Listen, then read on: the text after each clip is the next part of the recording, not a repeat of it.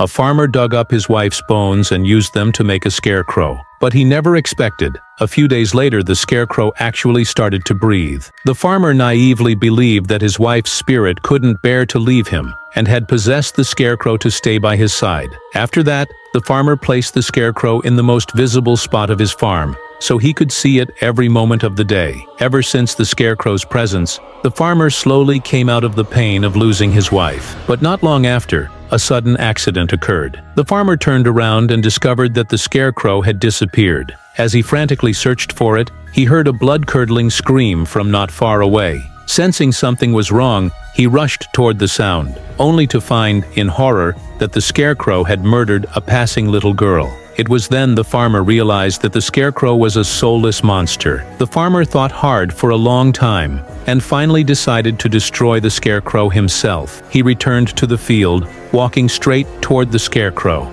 Because he had created it, the scarecrow let its guard down. The farmer raised his staff and stabbed it deep into the scarecrow's heart. The scarecrow let out a piercing, heart-wrenching scream, and soon lost all signs of life. The farmer stumbled back to the house in despair. He believed he was the one who had created a killer scarecrow, which led to the death of an innocent girl. To atone for his sin, he took a gun and ended his own life. Decades later, a young boy being chased by someone accidentally stumbled into the farmer's abandoned estate. Inside the farm, he found the scarecrow made from bones, with the staff still stuck in its chest. The creepy sight terrified the boy, but as his pursuers drew closer, he didn't have time to think. In panic, he pulled the staff from the scarecrow's chest to use as a weapon. What he didn't realize was that this act unsealed the monster that had been sealed away for decades. Desperate to escape, the boy ran into a dusty, abandoned house. But moments later,